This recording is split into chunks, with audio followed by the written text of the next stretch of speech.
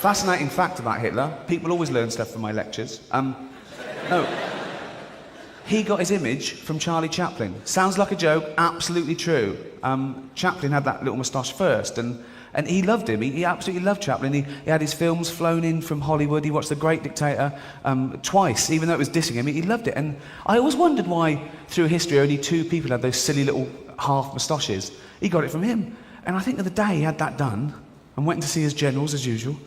Goebbels, Goering, Himmler. And he goes, all right. What? I've shaved the sides off a bit, innit? Why? Be like Charlie Chaplin? The comedian? Yeah. Are you thinking of doing comedy? I was. Really? Yeah, why not? Well, we don't find you funny. Careful.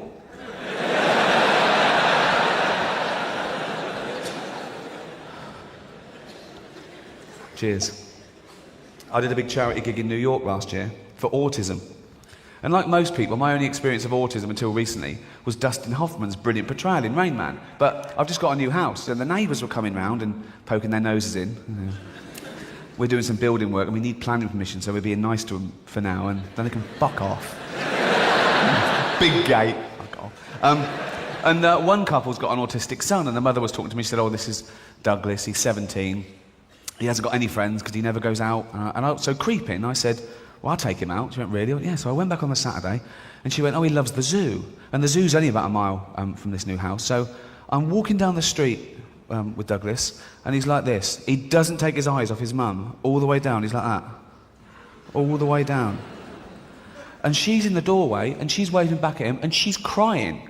And eventually she sort of goes in and shuts the door, and I hailed a cab and said, right, take us to the casino.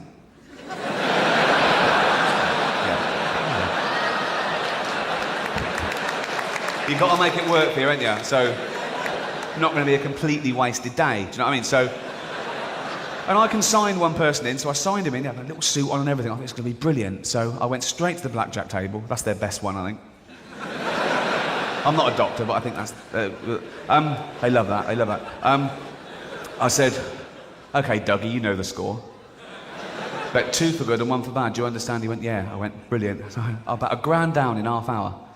I went, Dougie, do that thing, count the cards, know what good cards come, remember all the cards, do that thing, whatever it is, right? And tell me to bet 2 for good one. He went, yeah. Another £1,000 down. I thought, what sort of an autistic... So I was confused. I threw some toothpicks on the carpet. I said, how many? He went, I don't know. I said, there's 7. I can see there's 7 from here. Waste of... So I took him back home, went to the mother, there's been a mistake. He walks like Rain Man, but he's got none of that clever shit. We're building a swimming pool, live with it. Do you know what I mean? So they better give us planning permission. If they don't, I'm going to keep the house, but I'm going to rent it out for £1 a week to some crackheads. How do you like them as neighbours?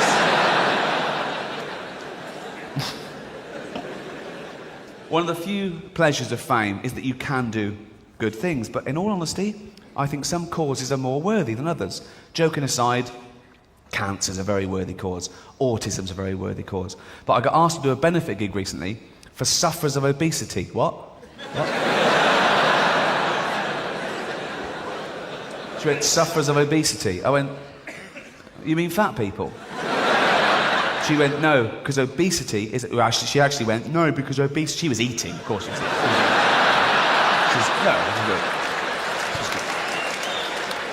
She was peckish between snacks, and, no.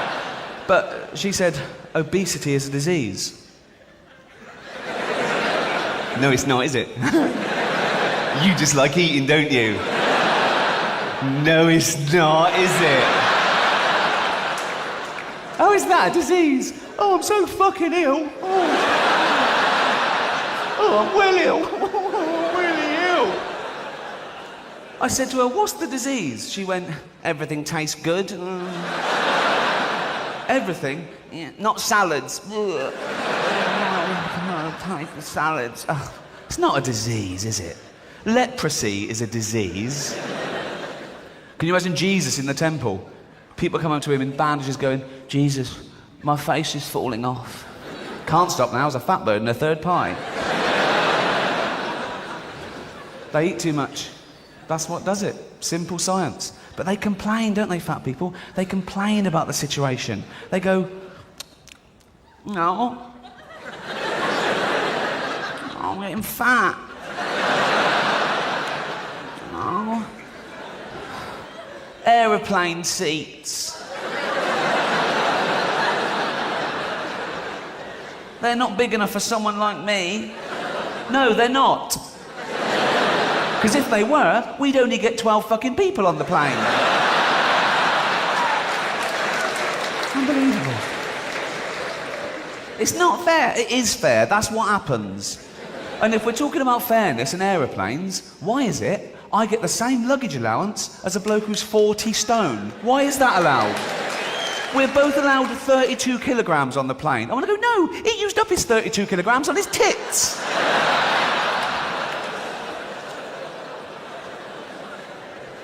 It's not a disease. I saw a documentary about a woman who was 28 stone, right? Because she ate 10 pie and chips a day. That'll do it. 10 separate meals of pie and chips. That's all she ate. 10 separate trips to the chip shop. In a cab. Didn't even walk that. Wasted calories. So they wired her jaw together. So she liquidized 10 pie and chips a day. Now she's on pie smoothies. Now she's not even chewing. That used up 5 calories. Do you know what I mean? So she gets fatter. They take her to hospital to have that operation where they staple your stomach together. And she's sitting in hospital looking all depressed. Well, you can't eat for an hour before an operation, can you? And she went, it's a really dangerous procedure, but it's the only option left.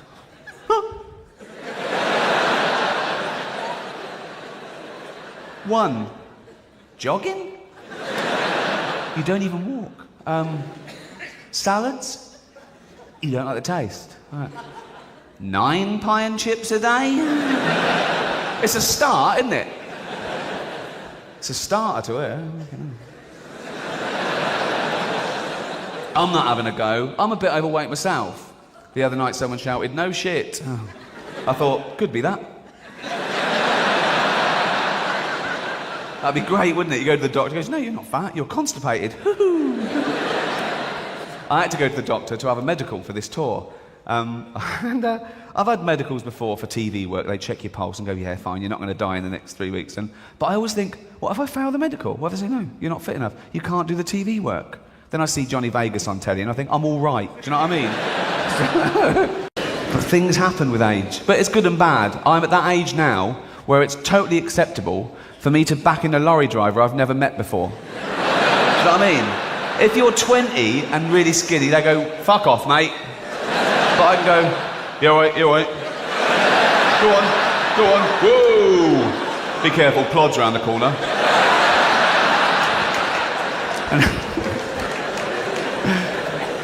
Do you do that? Do you sort of be a bit more working class, a bit tougher with, like, people in boiler suits? All right, mate, yeah. Not too bad, yeah.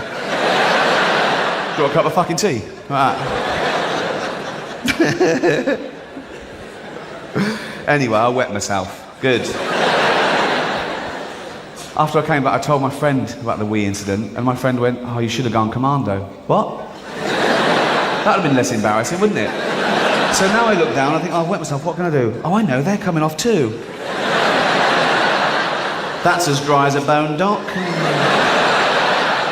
Should have gone commando. Do commandos not wear pants? Why is it called? They must wear pants, don't they? Yeah.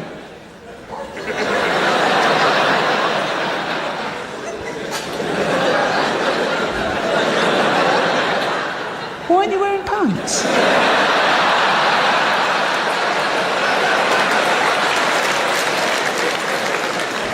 What? I'm a commando and I'm wearing pants. I've never heard that phrase before. I've never heard that phrase. They're going to see that. A little bit.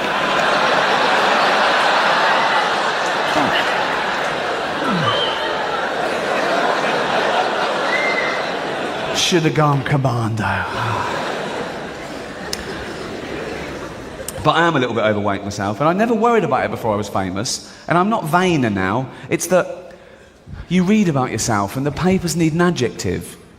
They can't just say, Ricky Gervais, comedian. They say things like, Ricky Gervais, tubby comedian. Why say that? Why? Don't give them clues. Let them make their own minds up.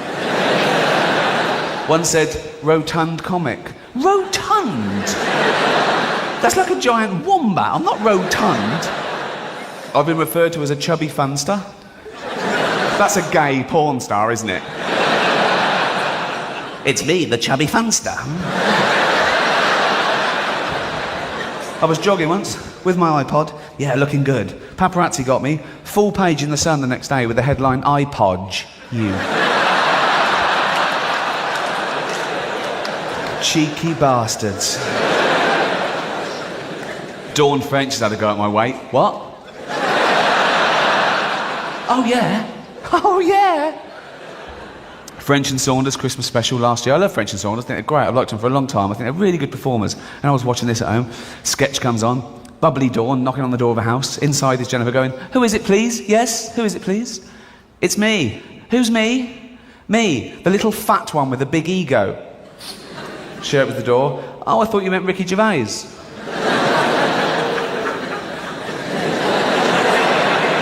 Good gag. No, it is a good gag. If you hand it out, you've got to take it. Comedians have a go, you know, it's just fine. And she's putting herself down. She's lumping us both in. You know what I mean? She's saying, we both got egos. We probably have got egos. We're performers. Although, if Dawn was here, you wouldn't be able to see that.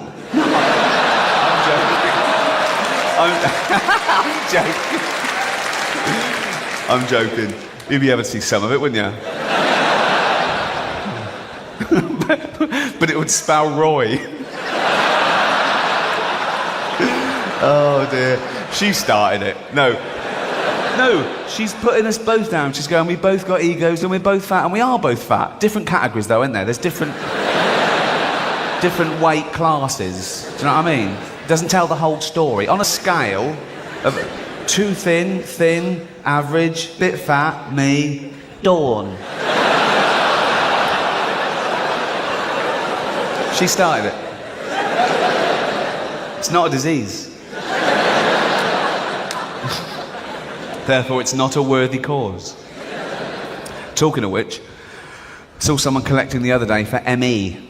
Not MS, not the crippling wasting disease. Oh no, ME. That's the one where don't feel like going to work today. Ding, ding, ding, ding. Oh. ME. I apologise to anyone who suffers from ME. You're not going to have a go, are you? No. I do apologise because I've since learnt that it is a real disease. I thought it was psychosomatic, but it's physiological. And it's a very misunderstood disease as well, so it's easy to ridicule it. I suppose it's because the symptoms aren't apparent. It's not like losing a limb. They go, we're tired, and we go, well, how do we know that? And it sounds like a mollycoddling society that accepts this new disease that wasn't around 100 years ago. You know, you don't see it in third world countries. You'd never hear a starving African complaining about having ME. Do you know what I mean? Sucky. Walked really well.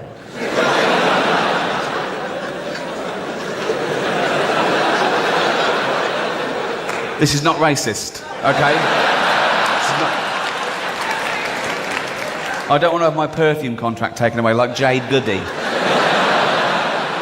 It got madder and madder, didn't it, that Celebrity Big Brother? I mean, it started off well. Opening night, H from Steps comes out as gay, and we're all meant to go, you're joking. And his name's Ian Watkins. Where's the H? All these years, that must have just stood for homosexual. He was trying to give us clues, wasn't he? He was trying to come out. Or, what's your name? Or just call me H.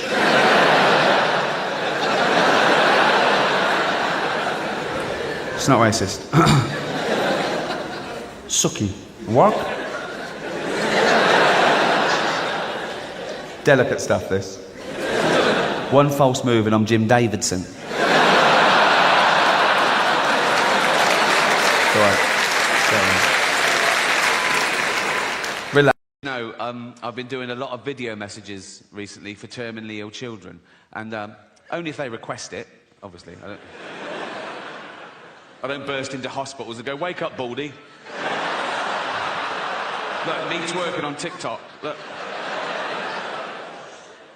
No, I did a lot through the pandemic, presumably because they couldn't even see their own family. And it's through Make-A-Wish Foundation. Do you know the charity Make-A-Wish Foundation? They're great, and they give these dying kids their, like, one wish. And if it's me, I always say yes. And I always start the video the same way. I go, "Why didn't you wish to get better?"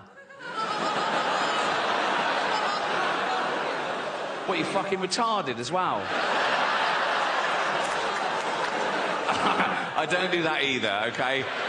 These are all jokes, all right? I don't even use that word in real life, the R word. You just used it, Rick. Yeah, in a joke. That's not real life, is it? I'm playing a role. You sounded pretty convincing. Yeah, because I'm good. You wouldn't level that accusation at other art forms. You wouldn't go up to Sir Anthony Hopkins and go, "Oh, I saw you in Silence the Lambs. You a cannibal, are you?"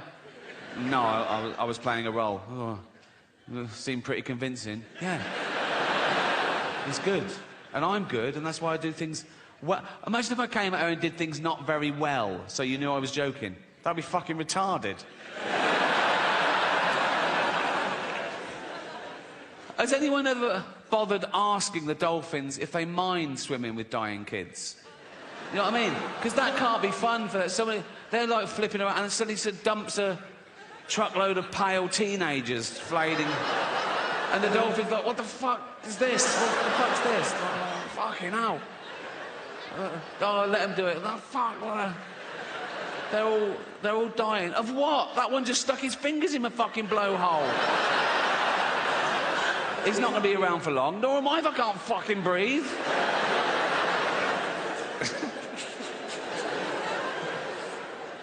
It's very sad. But we all die. We all know we're going to die.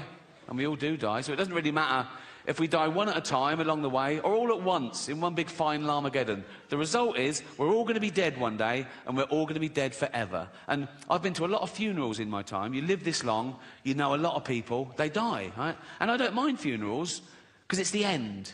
You know what I mean? I hate weddings. Oh, fucking... There's so much hope. You know what I mean? And they're needy and arrogant. It's out. They go, "Oh, we're getting. Do you want to come and watch us for 12 hours? No, fuck no. Even the invite is arrogant, isn't it? It's like a royal decree. You are cordially invited. It's not a fucking honour. I don't want to go to your shitty wedding. You know what I mean? And then you go, "Oh, right, yeah. When is it?" And they go, 2 years' time. They know you haven't got an excuse for 2 years' time.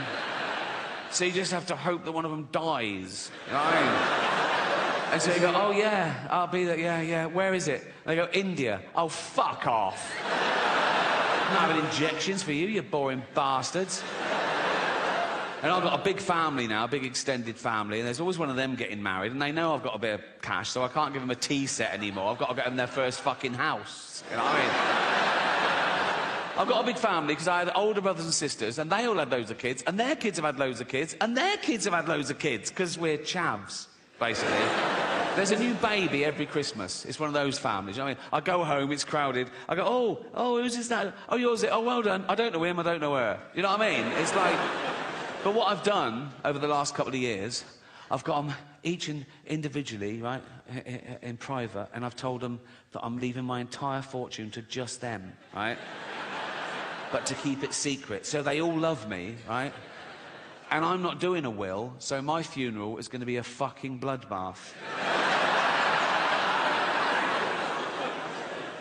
I'm at that age now where people ask me what I've got planned for my funeral. Even journalists say, "Oh, what's your funeral?" I go, "I don't know, I haven't planned it." No, I go, "No, it's fucking depressing. Also, I don't care. I'll be dead." They go, "Don't care about what people think of you." "No, I'll be dead." They go, "What about your legacy?" Fuck my legacy. You can't plan your legacy. I think of all these people who died thinking they'd be loved forever. Eminent people going, "There is a statue of me in the town square." And now they're pulling down the statues, aren't they? Go, "Pull down this fucking statue." Why? He was a slave trader. Pull down the fucking statue. He built the hospital. Should we pull that down? No, leave the hospital. Leave the hospital. Just pull down the fucking statue.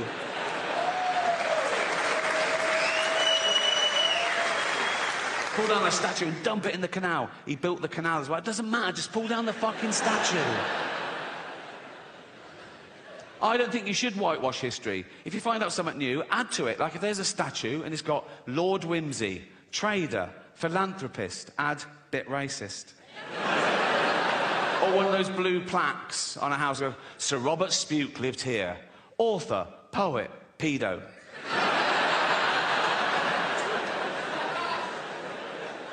I think we live too long. That's why we have time to worry about all this. We're not meant to live this long.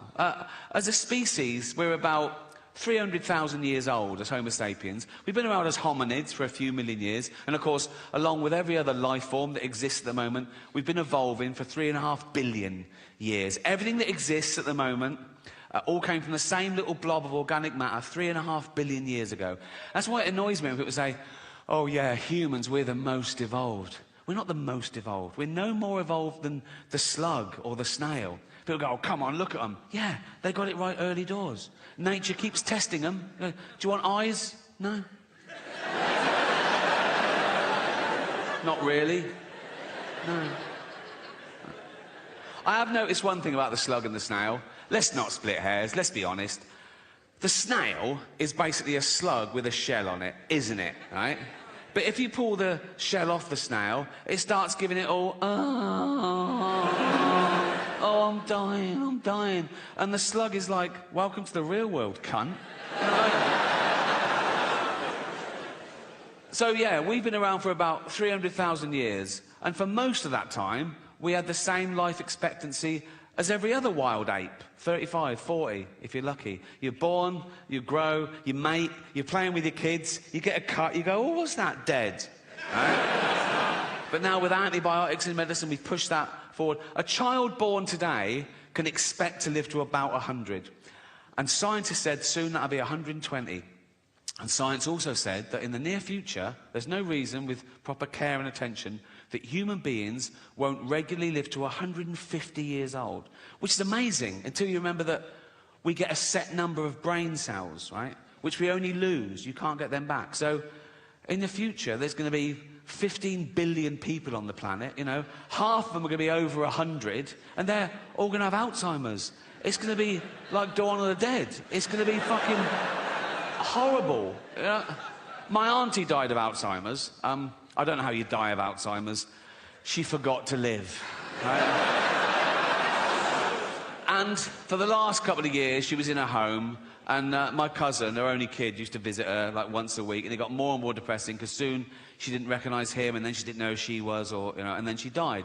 And at the funeral, we were sort of reminiscing about the good days, some of the funny, absent-minded things she said and did, and we realised, oh, probably that was the beginning of the disease before it was diagnosed. And this is a true story.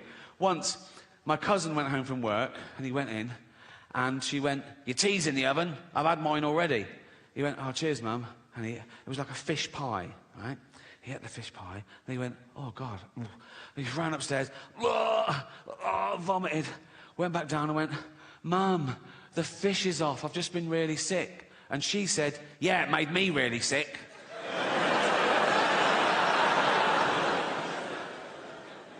I've been looking into infant mortality rates recently. For research, it's not a fucking fetish. Like,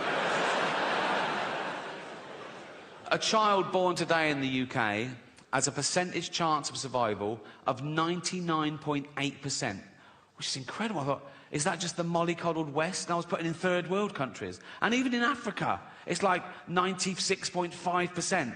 In the wilds of Africa, where everything wants to fucking eat a newborn baby, babies are vulnerable enough, aren't they? In Africa, a baby can be born in a mud hut. There's a lion outside. It's covered in blood because they can't wash it. They've got no water. Oh, and it's already got AIDS. Now, by the time that joke goes on Netflix, it'll be nuanced.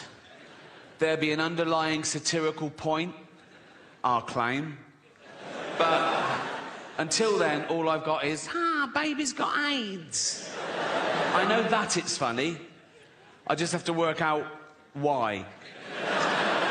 Leave it with me. Leave it with me. Also, by the time that goes on Netflix, I'd have been playing arenas around the world. It'd be hitting hard, people would be laughing. So if you are an African woman and you just had a baby in Africa and the doctor goes, oh, I'm sorry, your baby's got AIDS. You go, oh my God, you're there. You know, our little baby's got, you're there with your husband and you go, oh, our baby's got AIDS, Jeff. Jeff.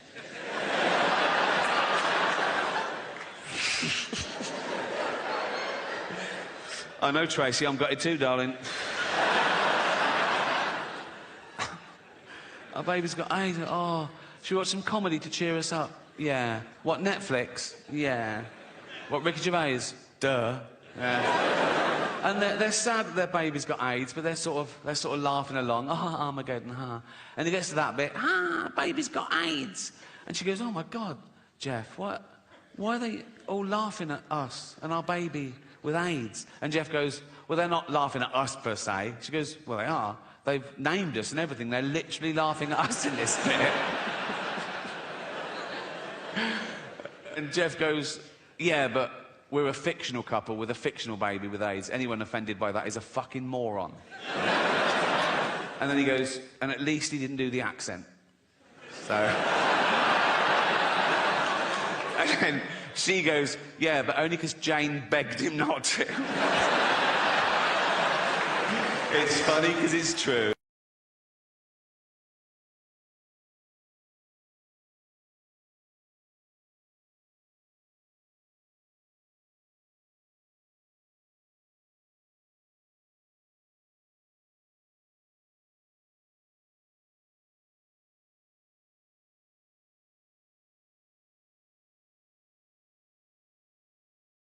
I do see a doctor once a year or once every 2 years after I've medicals for things like this and TV shows, and I go private, right? It's 600 quid, it's 3 hours long, but they do everything.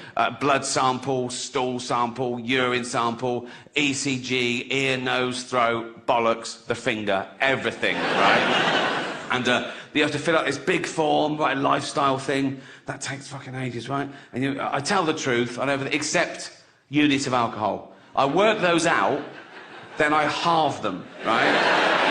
And when he gets to those, he still goes, oh, that's an awful lot, right? And I think I've won. I go, is it? And at the end of the 3 hours, they've got all the results back from the lab, right? And he's got this big computer, it's like a body composition, right? And from there, they work out your percentage chance of a stroke, heart attack in 1 year, 5 years, 10 years. And mine's always about the same. It always gets worse with age, nothing you do about that. But I'm always like, I'm at the end of healthy weight. I'm just nearly obese. I'm just right, oh, like that. I was pre-diabetic once, I had to sort that out. And now I'm pre-gout. Right? Pre-gout, right? And so he tells you all that, and then he goes, so what are we going to do about this? And I want to go, what do you mean, we? I've just paid you 600 quid, mate, right? You're going to fix it, and I'm going to carry on, right? You don't take a car to the garage, and he goes, oh, tyres are bald, the big end's gone. What are we going to do? You're going to fix it, mate, and I'm going to pay you. He went once and said, you need more fibre in your diet. I went to go, get me wine with fibre in it then. You know what I mean? I can afford anything. You must be able to invent that. Just He said, you're heavily constipated. I wanted to go, get in there with a spoon, son.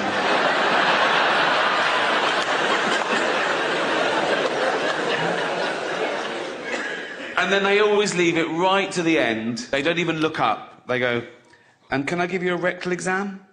Which means I have to go, yes, please. I want to surprise me on the way out. Do you know what I mean? Bye, bye. Oh, and that's fine. Thank you. Right? But there's a big build-up, right? And as they're washing their hands, they've got to say, would you like a chaperone? No. So you're going to have your finger up my arse, and now you've got a mate watching? No, just do it. And they lay you on this bench, right, on your back to start with, like pants and trousers round your ankle, knees apart like a little frog, right? And they do the balls first, right? And I'm nervous at a doctor, I'm really nervous, so I've got no balls, right? He has to dig them out like a tortoise's head, you know what I mean? It's just like a little fist of fear down there, right? And I fucking hate it. I go, like that, right? It's horrible, right? And then when they turn you on the side and lube you up, go the finger up the arse, that's great, you know. Not great, that's not why I go, but it's... me again, you were here yesterday, come on, come on. But this one time, it was an old man, and it was still a doctor, not just an old man. Doctor said he couldn't make it, so I thought I'd have a go, right? There was a sort of like old school GP, he was about 75, little shirt and tie, tweed jacket, right? And he was sitting on an armchair, right? And he didn't put me on the bench, I was just standing up. And he went, oh, just pop your pants and trousers down, right? So he was a little like that, so he was like head height to my balls, right? And as I say, I'm nervous, doctor, so I jabber, I talk. I think if I put them off, they won't find the cancer. You know what I mean? Right? And so he started doing the balls, and I just went, oh, what are you looking for there exactly, right? And they usually go, shh, like that, and they come, and he didn't, he went, oh, that's a good question. And he sat back, and he started telling me all about cancer, right? So now I'm just having a chat, right? And he went on for ages, he was loving it, right? And I remember it felt rude to do that. So I was going, all right, right.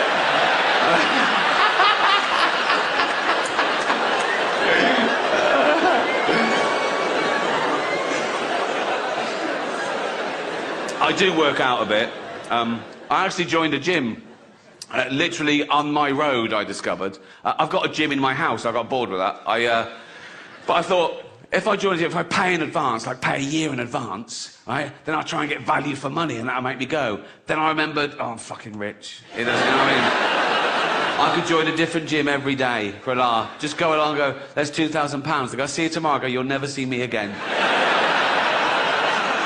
And, I go about once a month and I sort of do 10 minutes on the machines and I sort of run home like that, right? I don't use the changing rooms there. I've got a thing about changing rooms, public changing rooms. I always have I know, I'll tell you why. I don't know if it's the same in ladies' changing rooms, but men are so proud of their offal, right? If I'm in a public place, I have a shower, right? 1 minute, towel, corner, pants on, right?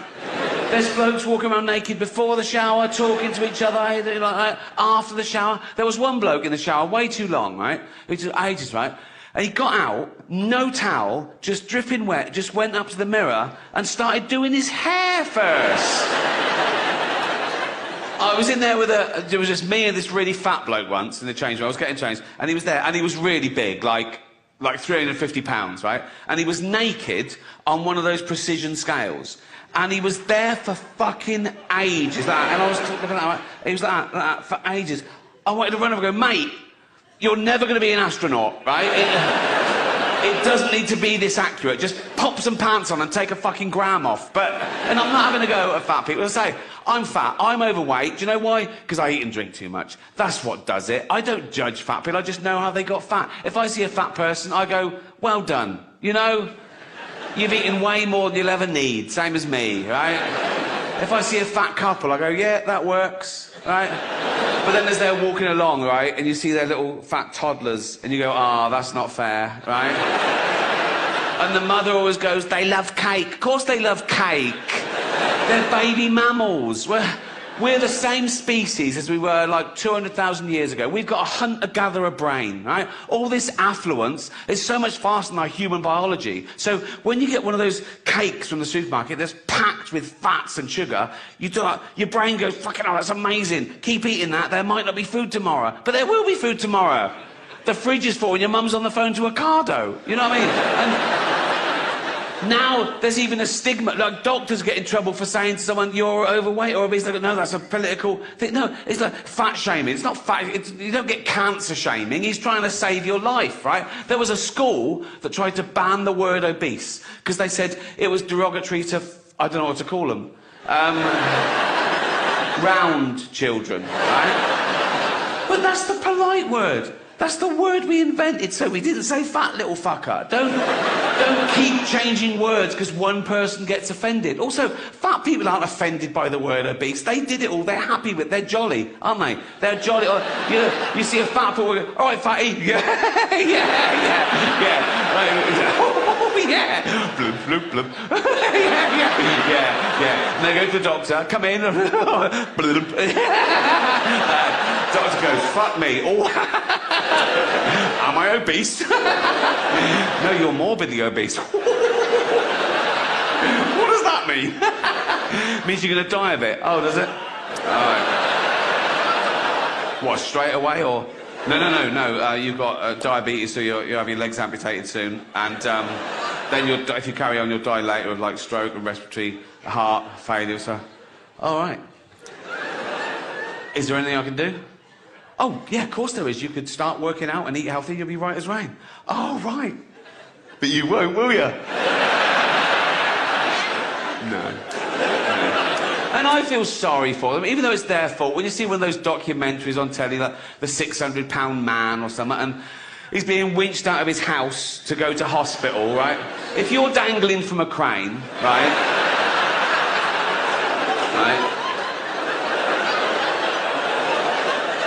And you see a film crew, right? You know you fucked it.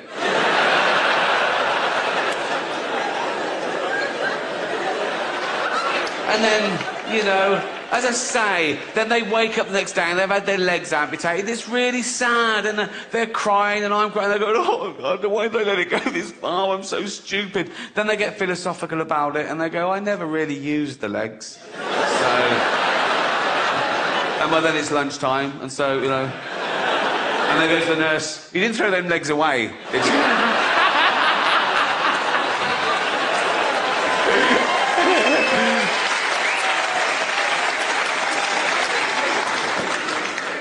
Guys, do you ever act more working class around builders?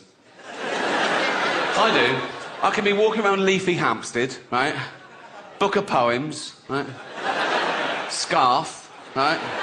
Just humming Brahms, right? And if some scaffolders go, Ricky, I go, all right, you can't say doing, boys. Like that. And I take them, why I try and impress them. I've always been fascinated with human behaviour, right? But as I said at the beginning, we're the only species that allows the universe to understand itself. But we see all nature through our eyes, so it all comes back to us. Why are we here? What makes us? Is it our genetics or the environment? The old nature versus nurture argument.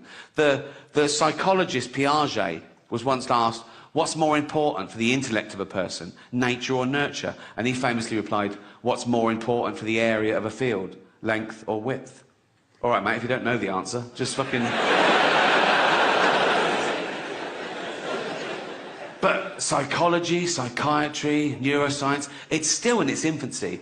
And we still know so little about the brain. And 150 years ago, we knew nothing. It was all guesswork, right? And, everything was just mental. If you weren't a white, sort of heterosexual, married Christian man, right? If you deviated too far, mental. They just went mental, like homosexuality, mental illness, you were put in an asylum for life, or worse, tortured.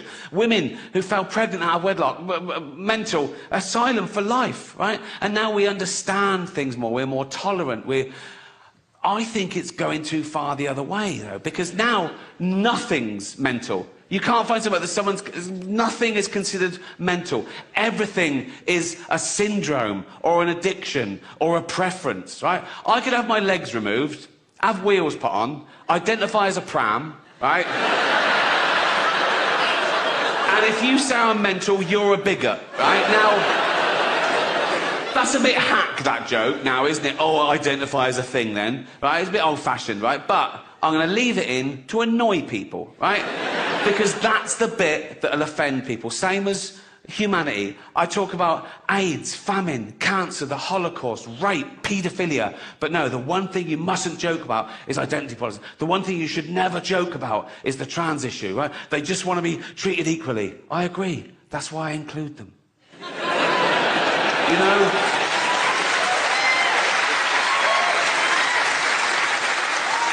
But they know I'm joking about all the other stuff, but they go, no, he must mean that, right? Like a joke is a window to the comedian's true soul. That's just not the case. I'll take on any view to make the joke funniest. I'll pretend to be right-wing. I'll pretend to be left-wing. I'll pretend to be clever. I'll pretend to be stupid. Whatever makes the joke funnier without prejudice. Okay, full disclosure, in real life, of course I support trans rights. I support all human rights, and trans rights are human rights, you know? Live your best life. Use your preferred pronouns. Be the gender that you feel that you are. But meet me halfway, ladies. Lose the cock. That's all I'm saying. That's all. And it's mad to think joking about something means you're anti it. Like, I made a joke about self-ID. But in fact, I wish self-ID had been around when I was a kid. I'd have used it to get shit. I'd have gone to my mum, Mum, I'm trans. She'd have gone, what? I'd have gone, I'm either trans or I need a new bike. She'd have gone, you need a new bike. Supernature. Why supernature? Well, for two reasons. One, I want to debunk the supernatural. I don't believe in anything supernatural. I believe that anything that exists is by definition part of nature and is explainable. If not now, then eventually. Also, supernature, because nature is super enough, you know? It's amazing that we're even here discussing it. We're the only species that allows the universe to understand itself, right? The chances of us being here at all, the chance of you being you, existing now, the chance of that sperm hitting that egg is 400 trillion to 1. And I think life is like a holiday. We don't exist for 13.5 billion years. Then we have these 80, 90 years if we're lucky. Then we die, never to exist again. And some people are even offended by that. They go, you can't say that. It can't be chance. It's too good. Someone must have made it all. And, you know, I'm too special. I can't just not exist. I'll live again. I'll go to heaven, I'll be with my friends and family, or I'll come back as a spirit and I'll walk amongst you, or I'll be reincarnated, I'll come back as someone else. That'd just be someone else. That's all that's happened. You're not involved. That is just someone else, right? Many people believe in reincarnation, of course. Some people even claim they remember who they were in a previous life. There's a society in America, of course, in California, of course, right? And they remember who they were in a previous life. And they're always someone pretty special in their previous life. Not so much in the life they've got now, right? But I saw a documentary about it, and every year they have a come as you were party, where they go dressed as the person they were in history. 2 Napoleons. So, at least one of them is fucking lying. No reincarnation. No ghosts. Have you seen all the ghost hunter shows? Oh my God, hundreds of ghost hunter shows. Years and years. Celebrity ghost hunter. All around the world. Thousands and thousands of hours of footage. They've never seen a fucking ghost. Not what. It's all like, oh, what was that? Was it that I was just the... No, not the... Oh, did you hear that? Was it just... Oh, was it you? Oh, no, no. Imagine if wildlife programmes were like that. Imagine watching David Attenborough all these years, and everybody goes, here, on Kilimanjaro, we see the... Oh, that's not...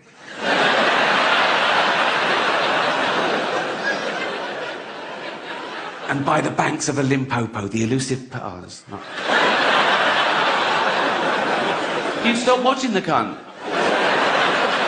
I've never seen a ghost. The pedo hunter shows, on the other hand, there's usually a couple in the crew just in case, you know what I mean? Particularly if it's a BBC production. Oh, shut up.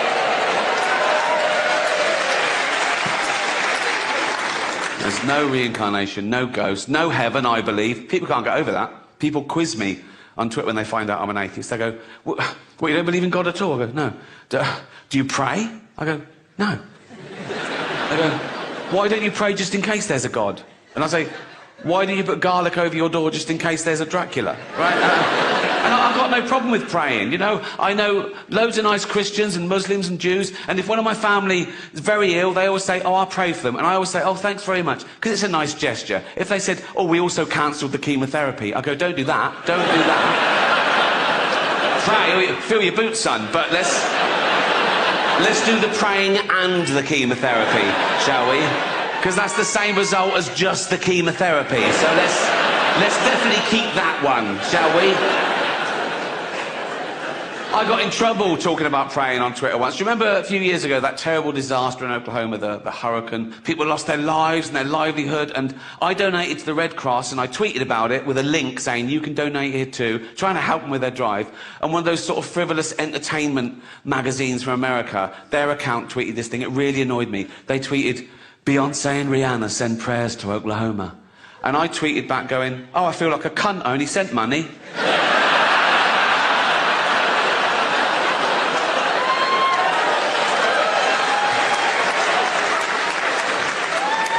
Someone tweeted me once, "Would you come to the bedside of a dying child and tell them there's no heaven?" I tweeted back, "Is it a paid gig?"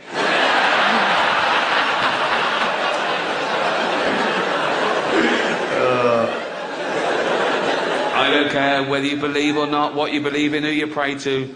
Doesn't affect me. I just think that nature is super enough, you know? I don't think we need angels and unicorns. We've got the fucking octopus. That actually exists. 8 legs, 9 brains, 3 hearts and a beak. Make your fucking mind up. What are you doing? The duck-billed platypus, a monotreme. When scientists first found that, they thought it was a hoax, because it produces eggs and milk. It could make its own custard. It doesn't, but it could. It could. It definitely could. But even though we know the chances of us existing at all are astronomical and our life is so short, we waste so much of it worrying about stuff, worrying about things that might never happen, worrying about things that won't matter in a week, let alone a year or 10 years. I'm terrible. I worry. I'm a worrier. I lay awake at night thinking, oh, what if, and all that. And I hate being stressed. So I try and rule stress out of my life, which is really stressful. Because I have to have a plan A and a plan B, a plan C. And if I do all my work, I'm at home, I go, right, militant, no work, just relax, right? Just a glass of wine, just relax, right? If someone comes through the door, I'm like, what the fuck's that, right? It's usually money. Right. And Jane, my girlfriend, she's like, let's have a look, shall we? Come. She tries to calm me down. I've been with Jane now nearly 40 years, right? And we've, thank you. And we've always had cats, because Jane read early days that a cat will make you live longer, de-stress you, stops you having a heart attack and stroke if you're wound up. She was basically trying to save my life to get... So we got cats. We always had cats, right? I think it works. Like, if I'm really stressed, I go, where's the cat, right? right. First thing, wake up. What? So no, and I stroke the cat and I'm thinking, oh, I'm stressed. Oh, look, she's so unstressed, right? And I think, oh, that's unfair, and that stresses me out a little bit, like, because I've got the weight of the world on my shoulders. She's got nothing, no conscience, no guilt. You'll never see a cat feeling guilty. You will never go into a room and see a cat like that. That's no. You go, what's the matter? What's the matter? Yeah, all the fucking shit in there. That's what's the matter, mate. Like what? Like that bloody mouse I killed. Probably had a family, didn't it? I didn't have to torture it first. They don't give a fuck. If a cat was big enough, it would kill you and eat you, right? They're the opposite to dogs, right? Yeah, this sums up the difference between cats and dogs once and for all, right? The cat has got a barbed penis. True, Google it. Careful. Right, but... a barbed penis, right? 2 reasons. One, it holds the female in place during mating, so it slides in easy, and it goes, oh, run. Oh, you can't.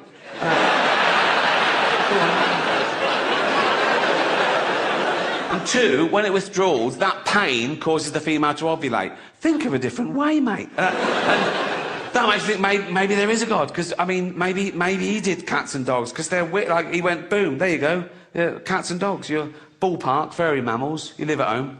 It's a good gig, you get fed. What sort of penis were you hoping for? Dog? Doesn't matter. Whatever you get, it'll be the best penis ever. Whatever you... Just something that matches my onesie, just a little, maybe a little furry mound. Something lady dogs would like, a little furry mound with a little pink lipstick in it. A little... furry lipstick, good choice. Cat, give me a fuck stalk with hooks.